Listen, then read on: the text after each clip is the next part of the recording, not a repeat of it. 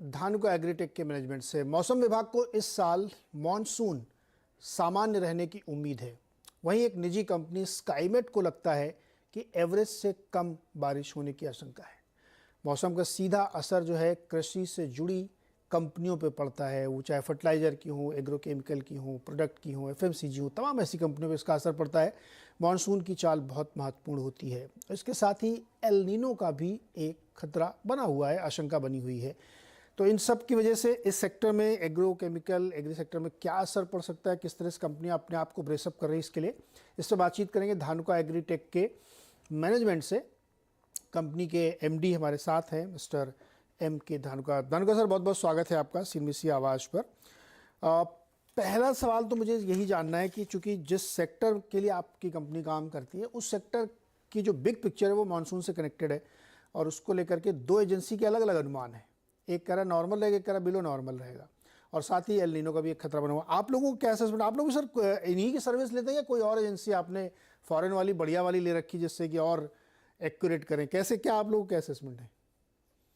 नहीं, देखिए, IMD India की गवर्नमेंट की ऑथराइज एजेंसी है और उसका जो अनुमान है वो काफी हद तक एक्यूरेट रहता है। तो हम आईएमडी के फोरकास्ट के हिसाब से ही प्लानिंग करते हैं और उनका जो अनुमान है वो 96% मानसून रहने का है। और स्काईमेट में भी बहुत ज्यादा फर्क नहीं है, 94% की वो बात कर रहे हैं। तो 2% का दोनों एजेंसीज के अंदर में फर्क है और वो बहुत ज्यादा नहीं है। मैं नहीं समझता कि इससे कोई एग्रोकेमिकल। ये जो मानसून है इसको लेकर के कोई बहुत चिंता नहीं, एल नीनो की कोई चिंता सर?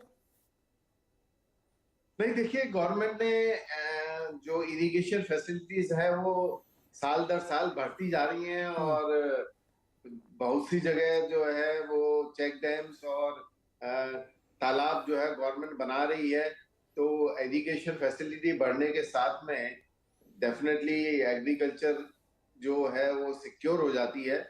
तो बारिश के ऊपर डेफिनेटली डिपेंड करता है, क्योंकि आज भी सिर्फ 40% एरिया जो है वो इरिगेटेड है, 60% जो है वो रेनफेड के ऊपर में डिपेंडेंट है।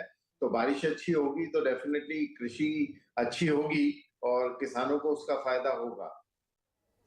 ओके, तो मतलब ये अगर मानसून ठीक रहा तो कोई दिक्कत नहीं, लेकिन अगर कम हुई तो इस सेक्टर के लिए मुश्किल हो सकती है।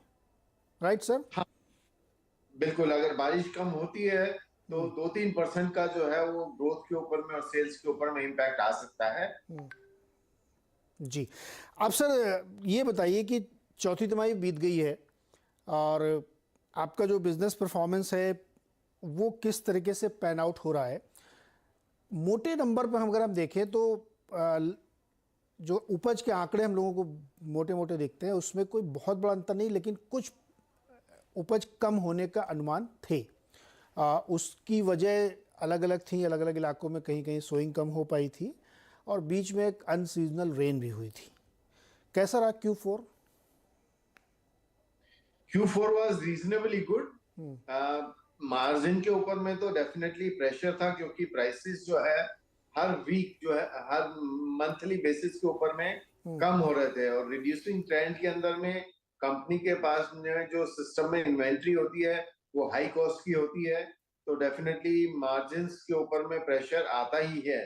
तो बट टॉप लाइन में रीजनेबल ग्रोथ अच्छी रही है फोर्थ क्वार्टर के अंदर में। और मैं समझता हूं कि अगले वर्ष जो FY24 है उसके अंदर में भी Dhanuka double digit growth achieve करेगी।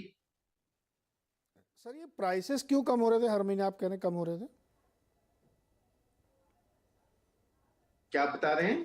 ये प्राइसेस आप कह रहे हैं हर महीने गिर रहे थे, क्यों गिर रहे थे, जिससे इन्वेंट्री लॉस हो रहा था आपको? देखिए, ग्लोबल डिमांड कम थी ओवरऑल, चाहे वो लैटिन अमेरिका है, चाहे ब्राजील है, चाहे चाइना है, सभी जगह डिमांड कम थी। और चाइना इस कंपनी के ऊपर में आज भी रॉ मटेरियल के लिए डिपेंडेंसी काफी ज्यादा है। तो चाइनीज कंपनीज के पास में इन्वेंट्री काफी इकट्ठी हो गई थी। तो उन्होंने प्राइसेस रिड्यूस करके अपनी इन्वेंट्री जो है वो निकालने की चेष्टा की, जिसके कारण से प्राइसेस कम हुए। अब अभी क्या स्थिति है? अभी नॉर्मलाइज है कि अभी भी वो ट्रेंड जारी है और आपको इन्वेंट्री लॉस होगा?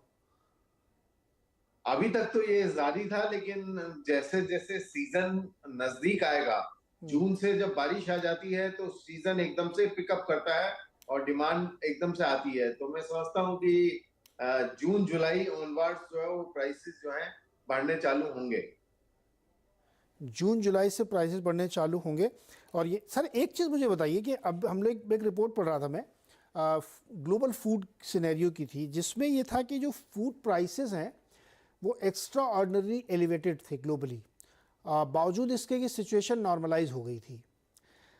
अब वो और लैग इम्पैक्ट कहें जिससे कि जैसे नीचे आने वाले, जिससे सप्लाई का जो कांस्टेंट था वो ख़त्म होगा। तो क्या ये एक एक सिचुएशन ऐसी बन सकती है कि शायद हमारे पास स्टॉकिंग काफ़ी ज़्यादा हो जाए वर्ल्ड लेवल पे, जिससे कि अगले साल की खेती पे इसका असर दिख सकता है? आप लोगों के पास ऐसा कोई असेसमेंट आता है सर?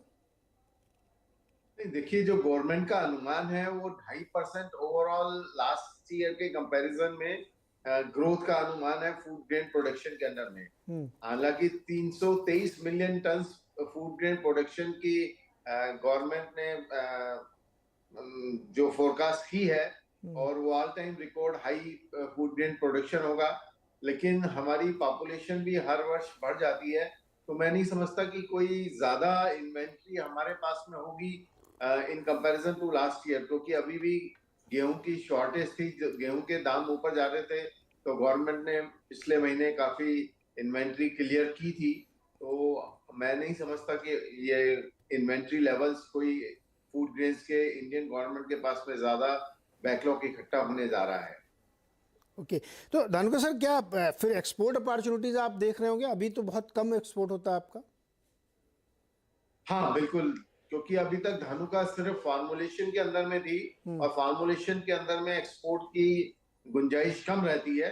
लेकिन दहेज में अब हम टेक्निकल प्लांट लगा रहे हैं, तो आने वाले समय में जब टेक्निकल के रजिस्ट्रेशन कंट्रीज के अंदर में बाहर के देशों में हो जाएंगे, तो डेफिनेटली जो है वो एक्सपोर्ट की पोटेंशियल काफी ज्यादा है। क्योंकि अभी जो डेवलप्ड नेशंस हैं, अब उनका कंसेप्ट है चाइना प्लस वन, और प्लस वन के अंदर में इंडिया जो है वो प्रेफर्ड डेस्टिनेशन है इंपोर्ट के लिए। और इंडियन कंपनीज की क्वालिटी काफी अच्छी है। तो मैं समझता हूँ कि एक बार दहेज प्लांट शुरू हो जाएगा तो धानुका का एक्सपोर्ट बिजनेस भी काफी आने वाले समय में बढ़ेगा। सर दहेज प्लांट कब तक शुरू हो जाएगा आपका? दहेज प्लांट जो है उसका प्रोडक्शन जुलाई 2023 से शुरू हो जाएगा। अच्छा धानुका सर, चूंकि आप हैं तो मैं इस मौके का फ़ायदा उठाते हुए आपसे एक सवाल पूछना चाहता हूँ। जो आपने भी एक ना शब्द इस्तेमाल किया, चाइना प्लस वन, ये एक बहुत बड़ी स्टोरी है, और हम पिछले कोविड के समय से तो और बहुत ज़्यादा इसको लाउडली सुन रहे हैं। क्या है ये स्टोरी? दरअसल ये स्टोरी इतनी बड़ी है, या इसको उतना बड़ा नैरेटिव बना के हम खाली पेश करते हैं? दरअसल उतनी बड़ी है या नहीं है मुझे नहीं पता, आपसे मैं जानना चाहता हूँ, निवेशक जानना चाहते हैं। देखिए, पहले जो बाहर की कंपनियां थी, चाइना क्योंकि वर्ल्ड में सबसे सस्ता था, तो चाइना के ऊपर में डिपेंडेंसी बहुत ज्यादा थी। लेकिन कोविड के समय में चाइना के अंदर में फैक्ट्रीज काफी बंद हो गई, और लॉजिस्टिक्स के भी काफी इशू रहे, कंटेनर्स की अवेलेबिलिटी काफी कम थी, जो सी फ्रेट फ्रेट है वो काफी बढ़ गया उसके कारण से। तो जो डिपेंडेंसी चाइना के ऊपर में थी, उसके कारण से जो बाहर की कंपनियां हैं उनके प्रोडक्शन के ऊपर में काफी इम्पैक्ट आया। तो उन्होंने कहा कि सिर्फ एक देश के ऊपर निर्भर रहना अपने इंपोर्ट के लिए, अपने रॉ मटेरियल की सोर्सिंग के लिए ठीक नहीं है। कम से कम दो सोर्स तो जो है उन्हें चाहिए, और इसी को कंसिडर करते हुए उन्होंने जो है चाइना प्लस वन की पॉलिसी अडॉप्ट करनी चालू की। और चाइना के साथ साथ वो जो है इंडिया को प्रेफरेंस दे रहे हैं, और इंडिया में अभी नए टेक्निकल प्लांट काफी आ रहे हैं। और मैं समझता हूँ कि क्योंकि आज भी जो एग्रोकेमिकल्स का एक्सपोर्ट है वो डोमेस्टिक कंजम्पशन से बहुत ज्यादा है, तो और भी ज्यादा जो है एक्सपोर्ट की गुंजाइश इंडिया से काफी ज्यादा है एग्रोकेमिकल्स के लिए। आप ये कह रहे हैं कि इसका फायदा उठा के वो, मतलब मोटे तौर पे इस थीम ने यहाँ पे यील्ड करना शुरू कर दिया, आप ये कह रहे हैं? बिल्कुल बिल्कुल, जो एक्सपोर्ट्स है इंडिया से हाँ। वो धीरे धीरे बढ़ रहा है हर वर्ष। कहीं ऐसा तो नहीं कि ये तो नेचुरल था, ये तो बढ़ना ही था, इसमें +1 का क्रेडिट हम क्यों दें उसको, तो अपने आप बढ़ना था उसका, ये वाला तो नहीं है। नहीं, अभी जो है वो जो था कि भाई इंडिया से एक्सपोर्ट के लिए हाँ। कुछ सेलेक्टेड कंपनियां ही जो है लेती थी या क्रैम्प बिजनेस कॉन्ट्रैक्ट मैन्युफैक्चरिंग के ऊपर में करवाती थी, लेकिन अब जेनरिक प्रोडक्ट्स भी हैं, वो इंडिया से काफी एक्सपोर्ट हो रहे हैं, जो कि चाइना से पहले एक्सपोर्ट हुआ करते थे। सर आपके सेक्टर में PLI का है कुछ स्कीम? हाँ जी। आपके सेक्टर में PLI वगैरह कुछ मिलता है आप लोगों को? एक्सपोर्ट के ऊपर में नहीं, PLI आपको प्लांट लगाने के लिए, प्रोडक्शन बढ़ाने के लिए। नहीं, अभी हमारी एसोसिएशन ने गवर्नमेंट को रिप्रेजेंट किया है कि पीएलआई जो है एग्रोकेमिकल सेक्टर के अंदर में भी लेके आए। एग्रोकेमिकल्स को चैंपियन सेक्टर तो गवर्नमेंट ने डिक्लेयर किया है, लेकिन अभी पीएलआई डिक्लेयर नहीं किया है। तो एसोसिएशन गवर्नमेंट से परस्यू कर रही है कि एग्रोकेमिकल्स के अंदर में भी पीएलआई आना चाहिए। आप फोकस तो बड़ा कर रहे हैं, एक्सपोर्ट को बढ़ाना है, कितना $1 बिलियन ले आना, फिर भी नहीं कर रहे हैं आप लोग इतना एक्सपोर्ट करते हैं। मैं ये सवाल इसलिए पूछ रहा था सर कि एक मैं आज ही पढ़ रहा था कि जो ऑटो सेक्टर की PLI, खासतौर पे EV की PLI, उसमें $3 बिलियन का फंड पड़ा हुआ है, यूज़ नहीं हो पा रहा है। तो इसलिए मेरे मन में था कि एक बार आपसे, आप तो इंडस्ट्री वेटरन है, तो ये चाइना +1 और ये सब तमाम जो स्कीम्स चलती हैं, ये सिर्फ स्टोरीज़ हैं या एक्चुअली ग्राउंड पे इनमें काम भी हो रहा है? लेकिन आपने कहा कि काम हो रहा है और लोगों ने इस पर इसका फ़ायदा भी उठाया है। धानुका सर, बहुत बहुत शुक्रिया हमारे साथ जुड़ने के लिए, बातचीत करने के लिए और हमारे दर्शकों को और अपने निवेशकों को ये समझाने के लिए बहुत बहुत शुक्रिया। धन्यवाद। छोटा सा एक ब्रेक के बाद फिर हम लोग मार्केट की चर्चा करेंगे।